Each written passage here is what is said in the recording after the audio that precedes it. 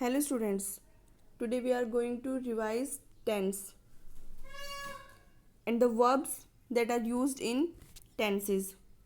Tenses play a crucial role in the English language कि crucial means important कि tense जो होते हैं वो important role play करते हैं English language में because these are the base of English language. It denotes the time an action takes place. ये टाइम को बताते हैं जब एक्शन होता है जिस टाइम में whether sometime in the past चाहे वो पास्ट में हो सकता है इन द प्रेजेंट प्रेजेंट में हो सकता है और will take some time in the future means tense होते क्या अगर डीपली देखें तो टाइम प्लस एक्शन एक्शन मतलब कोई काम का करना जैसे रीड है प्ले है राइट है लर्न है लिसन है this all are action means in the grammatical form we say these are verbs. So कि पास्ट में होता है कोई काम प्रेजेंट में होता है या फ्यूचर में होता है that we read in tense and we know that there are three types of tenses past present and future. From a general view of tense, there are further four parts. We know that these are the three parts of tenses. But general view of tense, अगर generally हम देखते हैं तो क्या है कि इन तीनों tenses के फर्दर फोर पार्ट्स होते हैं हमारे पास. So total 12 parts we have of tenses. So let us discuss about these 12 parts. And you have to learn these 12 parts. First one is past indefinite. Means these are the first four parts of past tense. That is past indefinite, past continuous, past perfect and past perfect continuous. And next four parts are of present tense, that are present indefinite, present continuous, present perfect and present perfect continuous. And the last four parts are of future tense, future indefinite, future continuous, future perfect and future perfect continuous. Means indefinite, past indefinite, present indefinite, future indefinite. Next one continuous, past continuous and then present continuous and then future continuous. Next perfect, past perfect, present perfect and then future perfect. And the last one parts of each tense is past perfect continuous, present perfect continuous and last one is future perfect continuous. So these are the 12 parts of tense and you must learn these. Now we can say that tense होते क्या है. Tense means time plus work. Work मतलब कोई काम. काम क्या होता है हम इंग्लिश में काम को क्या कहते हैं. मीन टू से प्ले रीड प्लो कुक क्लीन ये सब क्या होते हैं वर्ब होती हैं. मीन्स टाइम टेंस होता है क्या time plus verb. Verbs are also known as action words की वर्ब्स को ही हम एक्शन वर्ड्स बोलते हैं. Keep in mind. So let us discuss about regular and irregular verbs. Regular verbs, before reading these, I'll tell you present, past and past participle means this is V1. Present form of the verb को हम बोल देते हैं V1 and this one is V2 and this one is V3. Means present form V1, past form of verb V2, past participle form of verb V3. So don't be confused about these. V1 means present form of verb, V2 means past form of verb and V3 means past participle form of verb. So here are two types of verbs we have in this table. First one is regular verb and second one is irregular verb. अब difference क्या होता है regular verb और irregular verb में. हल्का से एक changing होने के बाद जो सेकंड और थर्ड फॉर्म बनती है वर्ब की वो सब आती हैं रेगुलर वर्ब में. Mean to say these are the examples of regular verb add added added. Second form of add is added and third form of verb is add is added. Means हल्का से ED लगाया हमने इसमें भी ED लगाया second and third form हमारी तैयार हो गई हैं.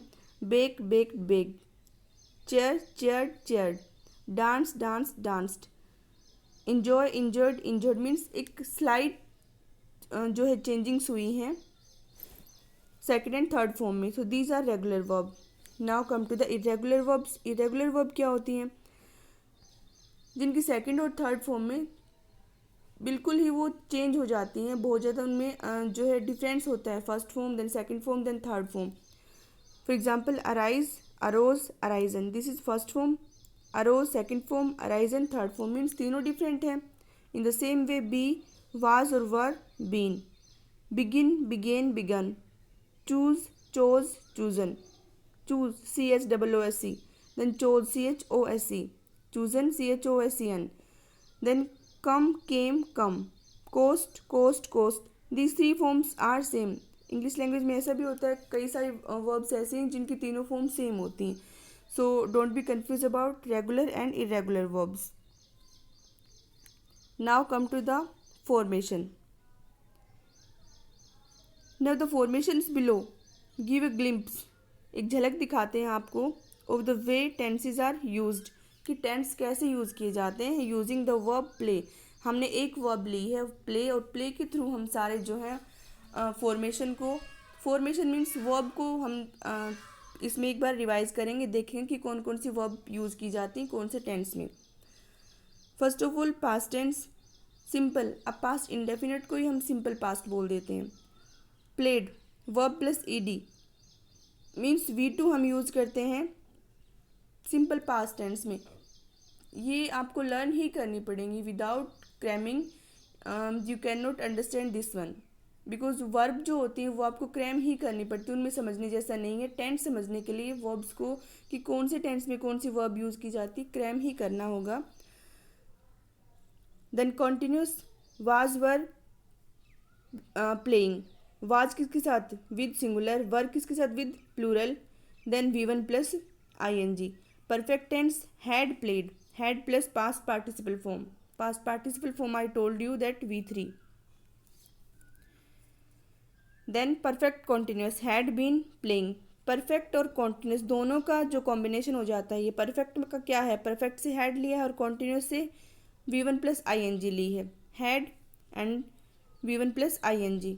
बीन हम इसमें और ऐड कर देते हैं. Mean to say in simple past tense V2 verb जो होती है हम यूज़ करते हैं. In continuous tense was verb के साथ V1 plus ING. ING form हमेशा V1 के साथ लगती है. और सेकेंड थिंग, जब भी हम ING फॉर्म यूज़ करते हैं कोई ना कोई हेल्पिंग वर्ब उसके साथ ज़रूर होती है, चाहे वो हमने प्रेजेंट टेंस में यूज़ की है, पास्ट में यूज़ की है, फ्यूचर टेंस में यूज़ की है.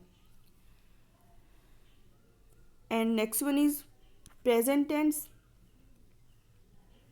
First one is simple present. Plays या फिर हम प्ले भी यूज़ कर सकते हैं. इसमें प्लेस किसके साथ यूज़ होता है? प्लेस यूज़ होता है विद सिंगुलर. एंड प्ले सिर्फ V1 किसके साथ यूज़ होगी? विद जो SEIS फॉर्म होती है बेटा सिंगुलर के साथ, प्लूरल सिंगुलर के साथ यूज़ होती है. देन जो अकेला V1 है वो सिर्फ प्लूरल सब्जेक्ट के साथ यूज होते हैं. सिंगुलर और प्लूरल सब्जेक्ट मैंने आपको समझाए थे. सो V1 प्लस S और ES means with singular subject and only V1 we use with plural subject. Then present continuous tense is MR.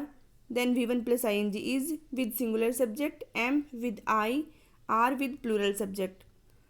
Playing is MR plus V1 plus ING. मैंने बताया था आपको कि V1 plus ING always has a helping verb.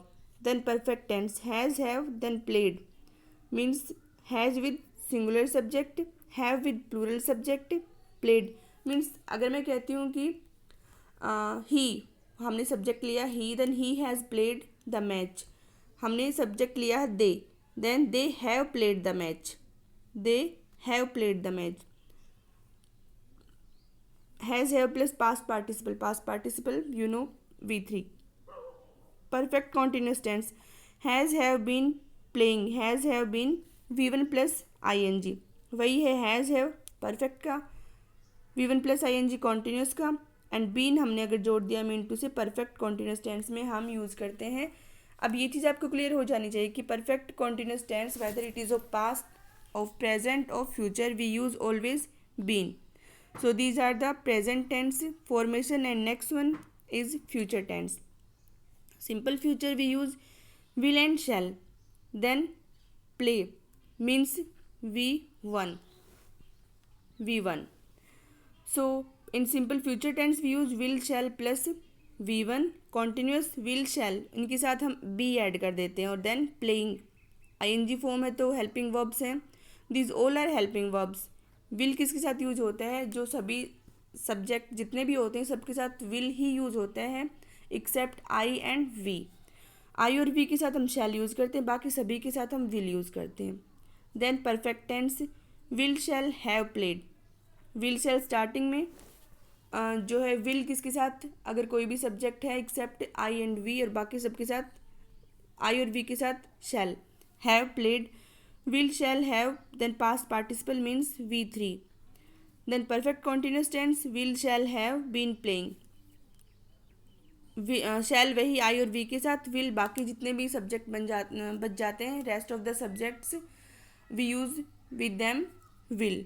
Then have been playing, will, shall, have been V1 plus ing. So learn these verbs in different tenses, and in next one video I'll tell you these all. We will revise these all with examples, with the help of examples.